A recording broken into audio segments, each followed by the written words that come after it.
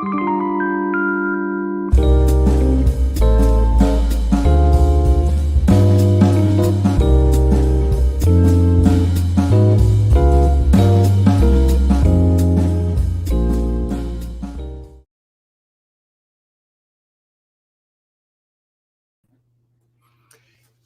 who's been to a forensics tournament knows about the stress that comes with competition. And sometimes that stress means that you tend to have certain emotions that run over after and between rounds.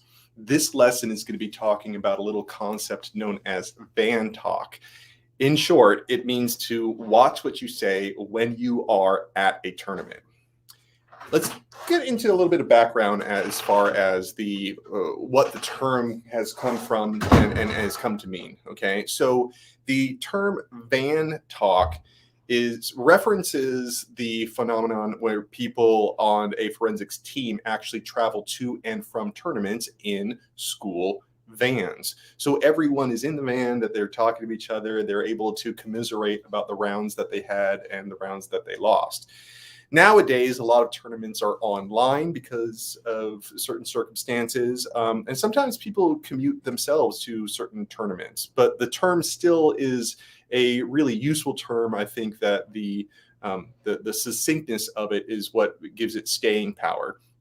So van talk refers to the phenomenon of being in vans and talking to your teammates in a really secure environment, knowing that you're not going to have anyone overhearing anything that you don't want them to hear.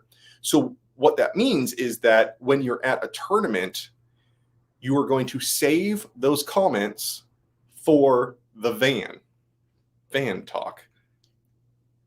When you're at a tournament, there's reasons why you don't want to be explaining or trying to come out and voice your opinion about a decision that was made. Let's first set aside the fact that judges aren't always going to make great decisions in rounds. It's absolutely a given, right? There are rounds that you should have won, or you should have placed higher than you did, and you just don't get the placing or the recognition that you deserve. Those things are innate in a competition that is judged and is subjective. I mean, these are language games, people, that we are playing when we're going to competition. Not everyone is going to see it the same way. So you have to reserve sort of your personal feelings for it. Secondly, you got to realize you're biased. You think that your work ethic and the subject that you put together, the topic that you're speaking on, you've put so much more time and effort into it than the judge will ever know, that you don't have any perspective. You don't have the same perspective as someone who's hearing it for the first time. They might be able to give you some valuable feedback. And so understanding that difference of perspective might help alleviate the need to talk in between rounds or right afterwards as well.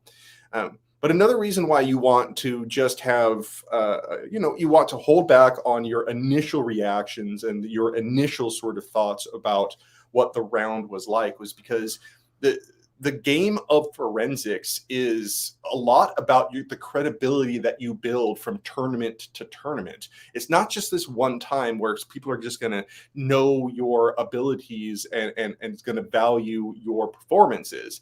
It's actually you building credibility over several tournaments. People who go to nationals, that's not their first tournament. In fact, it might not even be their first season competing in forensics. What they've done is create a name and a face for themselves over a long period of time. And so reserving your judgment for somebody else's opinions about your performance helps you to build that credibility, build that ability to walk into a round and people know what you're capable of. There's also a few stories about how people think that they're not in the company of a judge that they had or are going to have, and that it just turns wrong. I am married to a former forensicator, and she told me about how she was in a bathroom stall one time, and there was a couple of people that were talking about a round, and they did not agree or value the judgment that she came out with, and she overheard the entire thing. Now, to think that a judge can hear something like that and never have it influence their future decisions, I think is wishful thinking at best.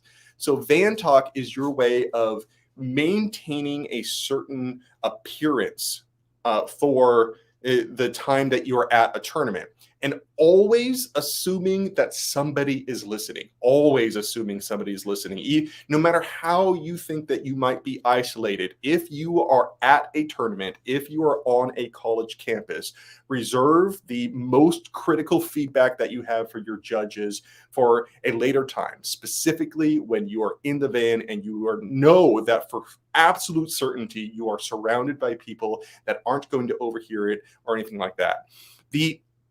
The last thing I want to talk about Van Talk, and the reason why to do it, is because this isn't just about you.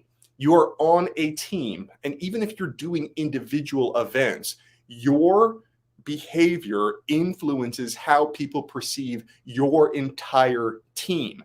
So if your team is known as that team that just talks a bunch of mess about everybody else in the circuit that happens to disagree with them for whatever reason, that could carry over into their success in other rounds. So Van Talk is not only for you, it's also for your teammates, and it's also for future seasons. It's for the character of the entire team that you happen to be on.